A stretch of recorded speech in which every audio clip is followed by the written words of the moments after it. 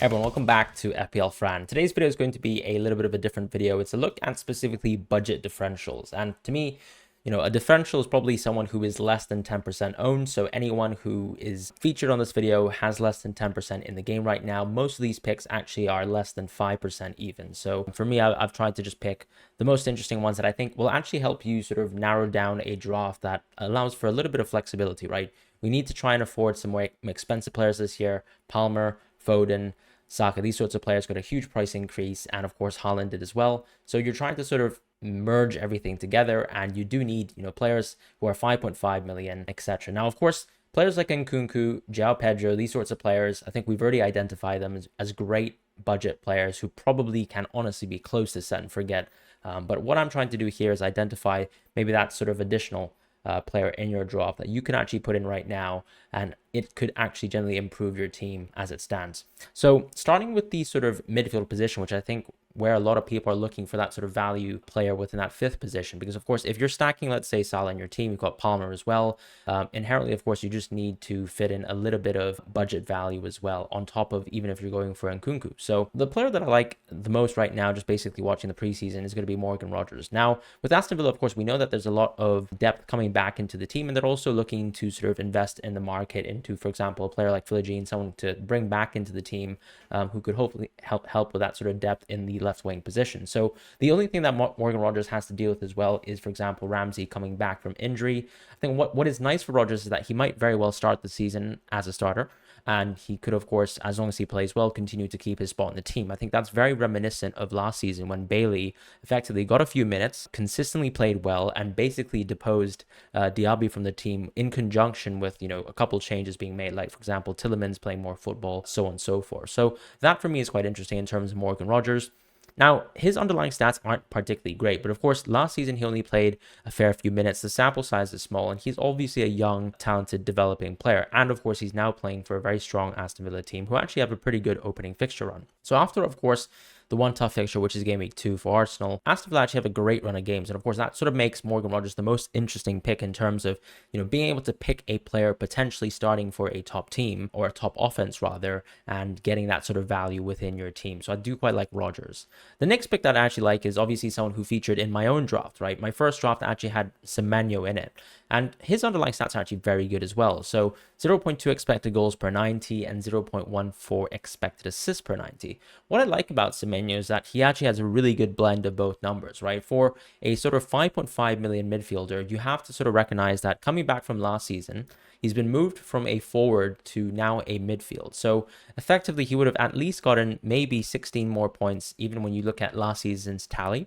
And that's a huge increase. But the most important thing I think we can say about Bournemouth is that they did look like a team on the rise last season, right? After a really poor start, players like Semenyo started to become nailed in the team. The team also performed very well, basically in the midseason, all the way throughout to the end, when they were very, very far away from sort of relegation territory and were pretty much close to the top of mid-table. So what I like from Bournemouth is you're probably going to expect that Semenyo will continue to have really good minutes in that right wing position. He's been correctly classed as a midfielder as well. And I just think that, of course, if you're expecting Bournemouth to continue to improve, given that they are actually one of the few teams in the Premier League who have consistently invested in a sort of young squad base, right? For example, look at Arsenal the season before they became the best defense in the world, which is effectively last season. They were a very young team with a very, very young average squad age. The same can be said about this Bournemouth team, right, who have talented players like Alex Scott.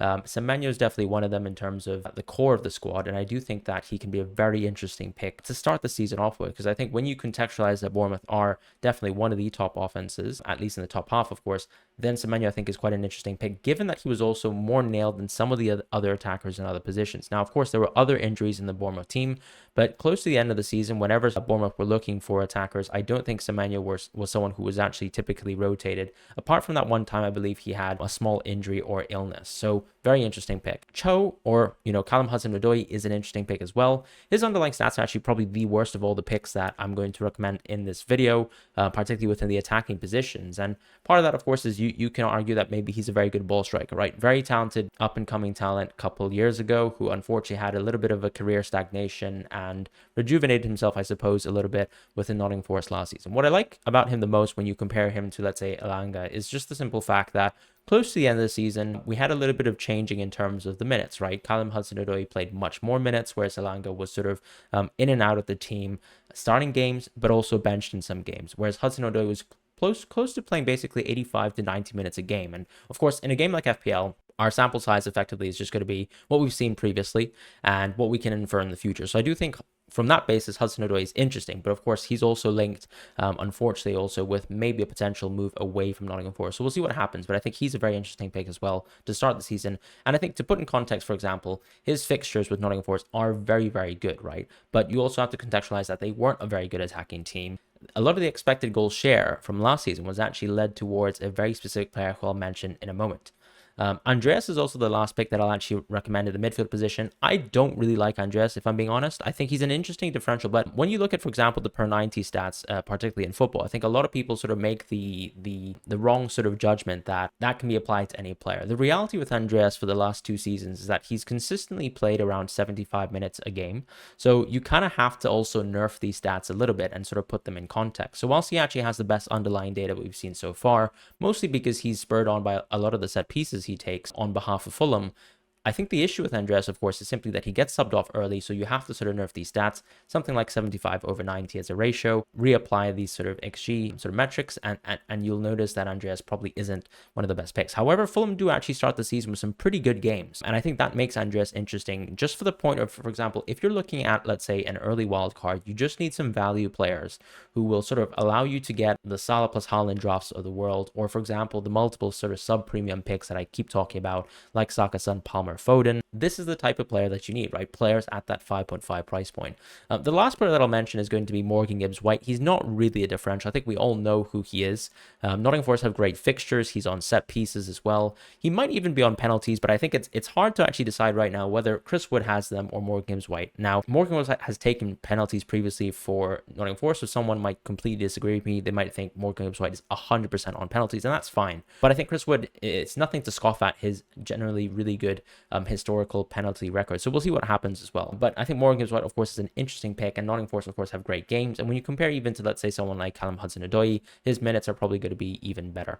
So I do like him a lot. As far as in the forward positions, I've already intonated about him, but Chris Wood is the most interesting pick for me. If you can start the season and you're just looking at that sort of short trajectory, and you also think that, for example, Chris Wood is nailed over Taiwo Awoniyi. So that's a leap of faith that you do have to take as an FPL manager a little bit if you're going for Chris Wood at the start of the season. Because, of course, if, let's say, Taiwo Awoniyi is part of the team, you might see, for example, a little bit of rotation between the two. I also think that there's a chance, of course, that there might be situations where, anyways, Nottingham Forest would be lumping two forwards forward, maybe when they're chasing a game per se, and Chris Wood will continue to play 90 minutes, very much like he did have to play and was forced to play because of the Taiwo Awoniyi multiple injuries, which happened last season. So that's something to think about. Now, Chris Wood actually has incredible XG per 90 stats, even amongst a lot of elite forwards. So I think that's what makes him very, very interesting as a pick. As long as we can guarantee his minutes, I think he's just an incredible pick to start the season. But can we guarantee those minutes, and can we even guarantee penalties for him? I'm not so sure right now, but I think he's definitely one to look at. And of course, we need to sort of consider once again what Nuno and his preferences, because I think generally speaking, I would say Nuno has shown a preference towards Chris Wood, but he's also been forced to show a preference for Chris Wood because, unfortunately, as I said, of those Taiwo Awoniyi injuries. And of course, they might also be dipping into the market for a forward. So that's something to mention.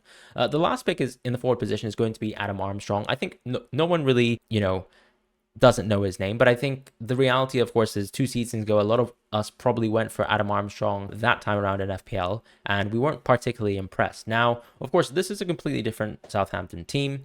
He was instrumental in this squad as well in the championship, playing the second most amount of minutes for this team, so clearly can play a multitude of roles, right? Winger type roles, forward type roles. It really just depends on whether you're looking at, for example, how Southampton press, or of course, how they sort of play in terms of just like in possession, right? Where he can sometimes sort of take a winger type role. You'll see his heat maps last season as well, where he sort of hugs almost both wing positions, but ultimately you'll see a lot of activity for Adam Armstrong anyways within the box, which is completely normal given the sort of multitude of roles he plays with his team. He's also in penalties, which is lovely. And one thing that we can mention about Southampton, for example, in the championship last season is that they were a very prolific attack. So, for example, if we give an example, like let's say Luton last season, if they're there was anything that they were generally good at, it was attack. Southampton were just a bit below Leicester City in terms of their sort of XG metrics last season as a total. I think very close to Leeds as well. But these are promising numbers as well, sort of taking into the Premier League, where, of course, we're not expecting for much from Adam Armstrong, but at 5.5, he's still very good. Now,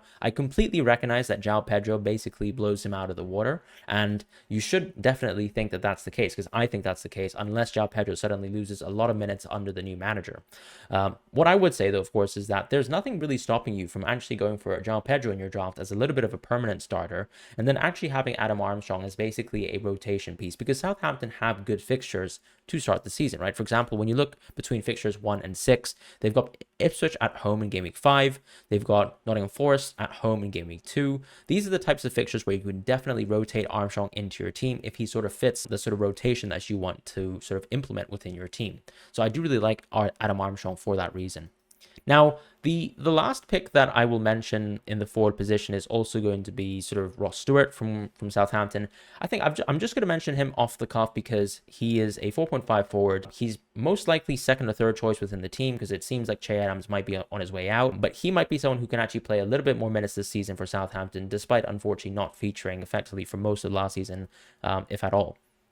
And so I think he's just a 4.5 pick, but you should not really expect much from him. He probably won't even feature very many minutes, but just probably the best 4.5 forward for right now. As far as the sort of defensive and goalkeeping positions, I sort of wanted to lump these two together. I think the first team would obviously be, once again, Nottingham Forest, right? Going back to their initial fixtures, if you're even planning, for example, for an early wild card, their sort of good fixture territory basically lines up with a perfect early wild card.